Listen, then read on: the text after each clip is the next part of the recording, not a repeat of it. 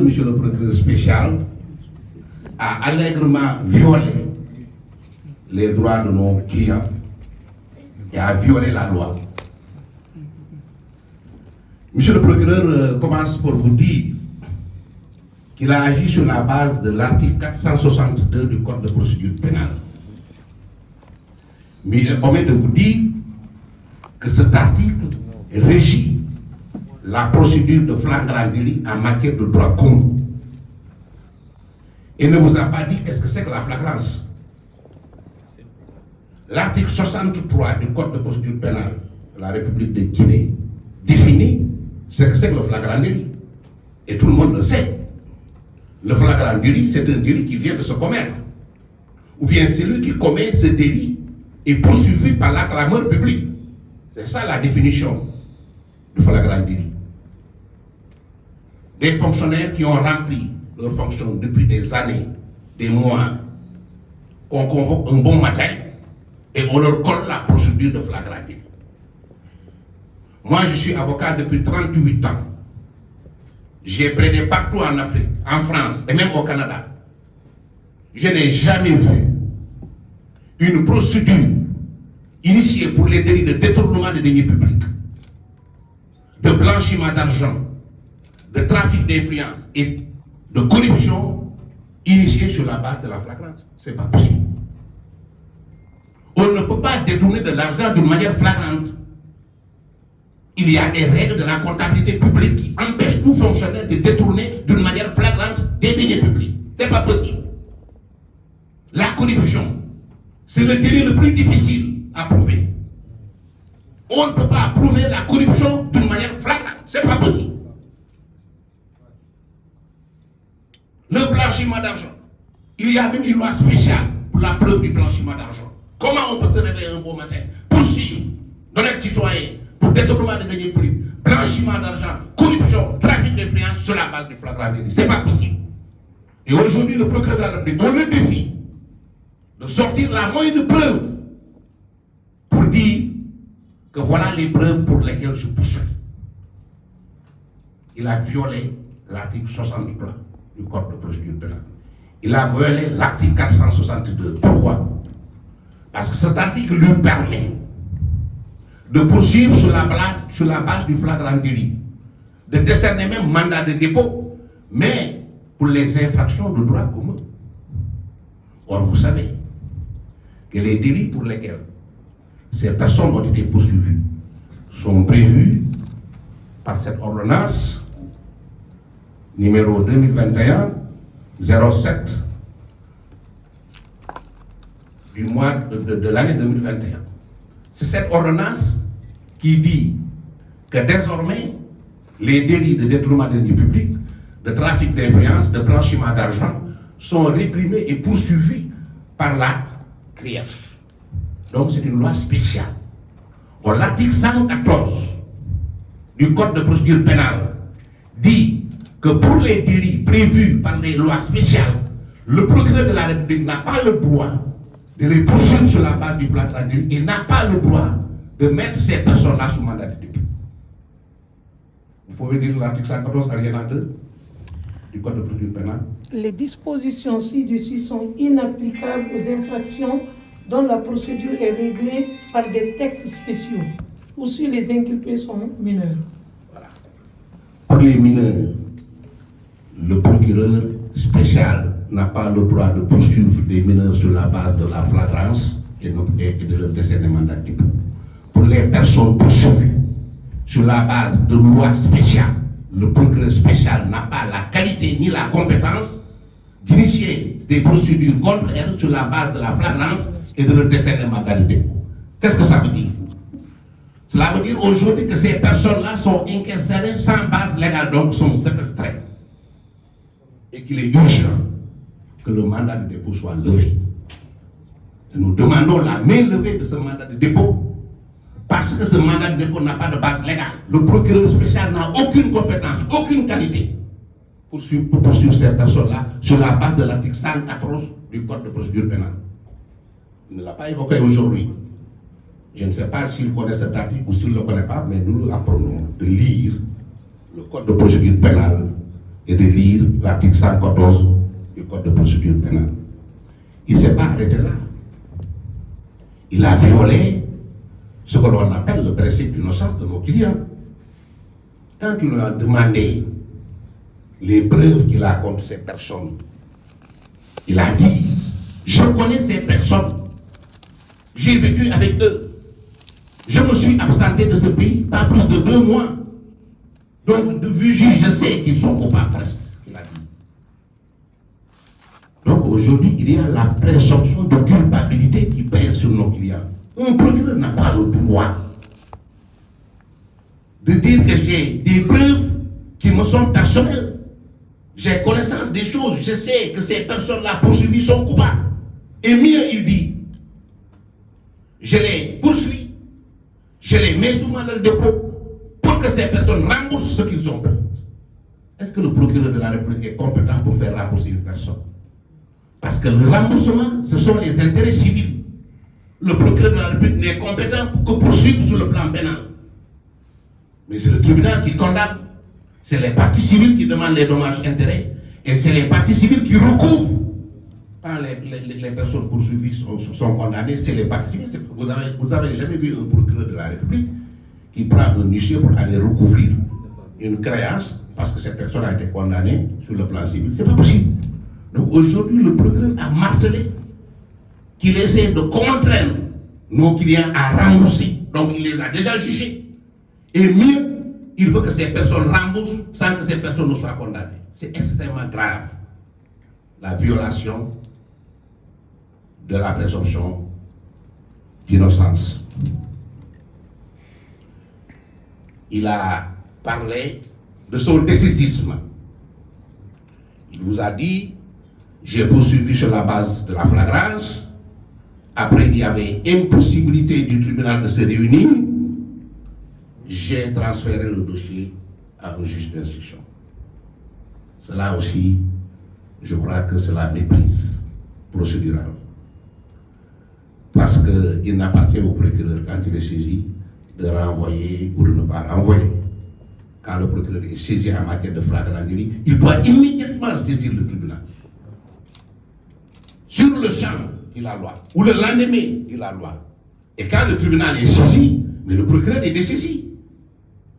Comment le procureur peut-il poursuivre des personnes et s'arroger le droit de renvoyer et même de dire le tribunal est dans l'impossibilité de se réunir?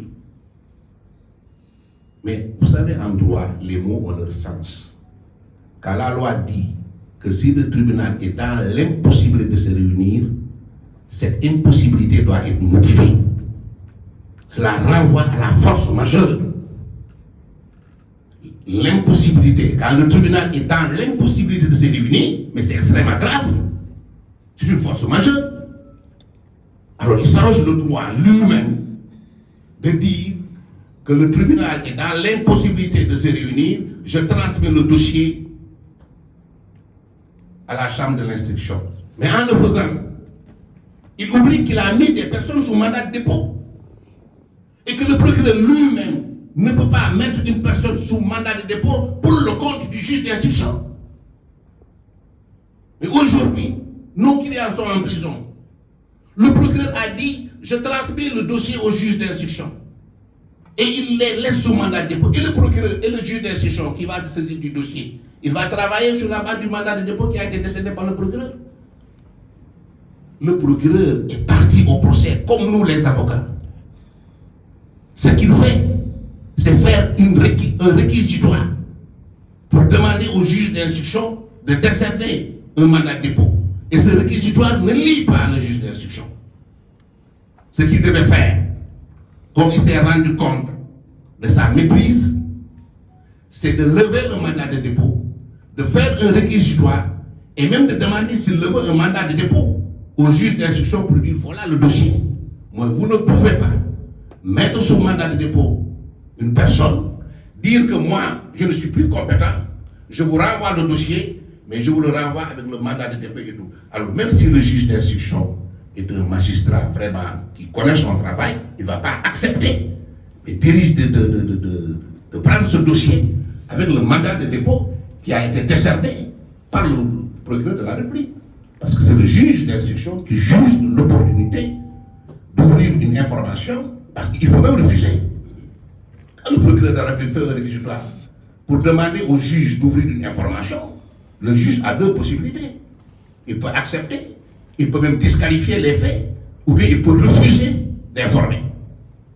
Donc, en décernant un mandat de dépôt et demander au juge de continuer d'ouvrir une information, c'est une violation expresse et manifeste de la loi et même volontaire de la loi. Tout ceci, il faut dire quoi? C'est un acharnement contre des personnes. On a violé volontairement la loi, ou bien on est dans une ignorance parfaite des textes et on n'a pas le droit d'assumer des responsabilités telles que procureur spécial auprès d'une juridiction spéciale comme la CRIEF. À la suite de mes excellents confrères, et pour être le plus didactique possible, je voudrais dire les choses de la manière la plus simple. 4 membres du gouvernement, dont un Premier ministre, ont été convoqués dans le bureau du procureur spécial près la CRIEF. Le procureur spécial près la CRIEF a décidé de décerner un mandat de dépôt à l'encontre de ces 4 ministres au motif qu'ils sont susceptibles d'être poursuivis de détournement des deniers publics, de faits de corruption et de blanchiment d'argent. 3 infractions majeures qui jadis relevaient plutôt des infractions criminelles.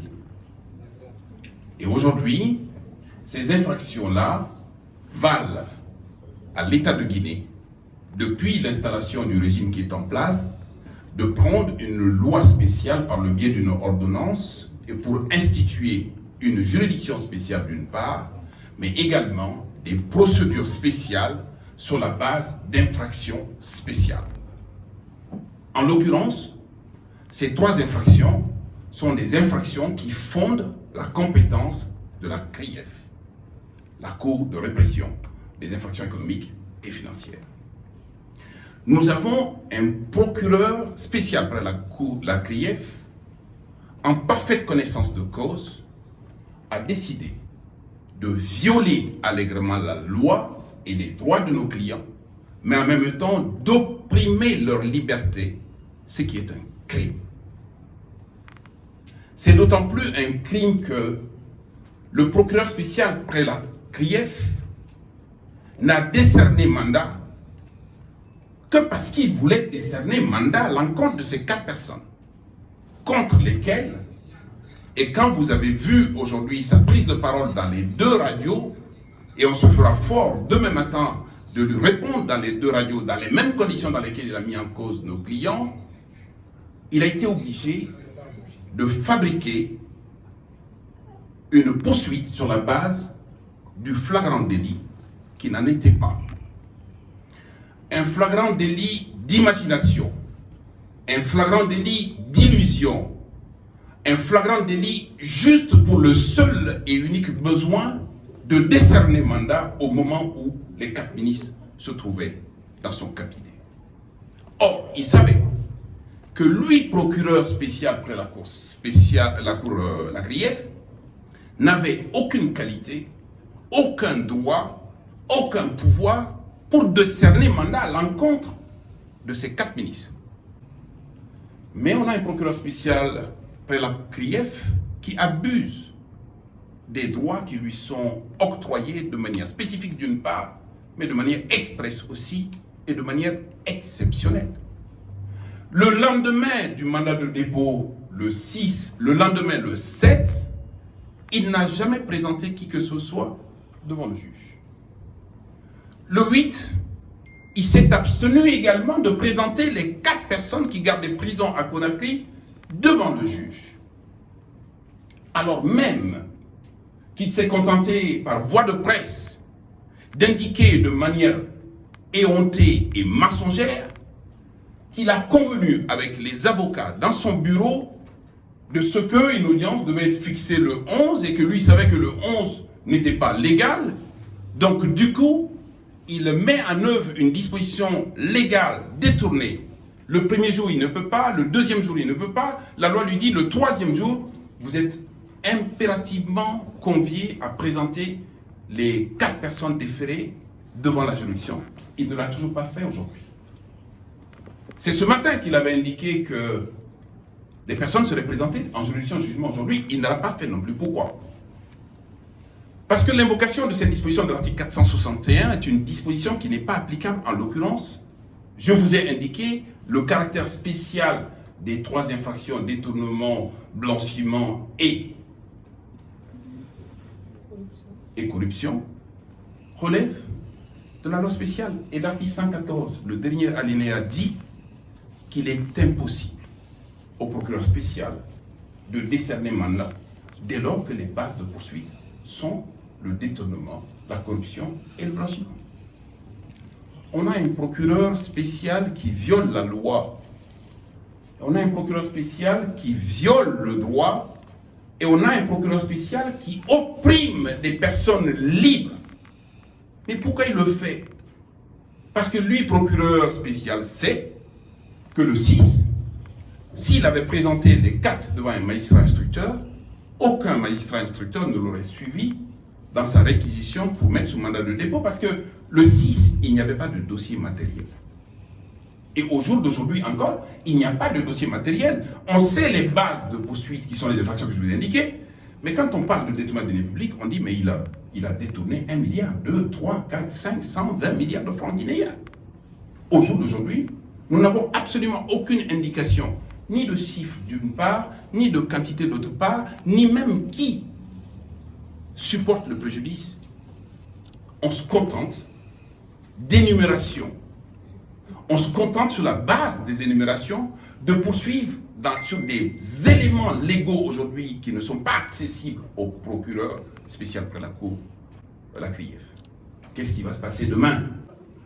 D'attaquer ipso facto dès demain le mandat pour mettre en avant son caractère illégal et d'en tirer les conséquences pour poursuivre sur la base de la forfaiture un magistrat qui s'est rendu coupable de violation flagrante du droit et de la loi. Je termine sur ces propos-là pour dire que c'est comme ça qu'on grandit l'état de droit. La situation exceptionnelle en Guinée ou la situation d'exception en Guinée ne doit conduire aucun magistrat à agir contre son serment d'une part et en violation de la loi et du droit.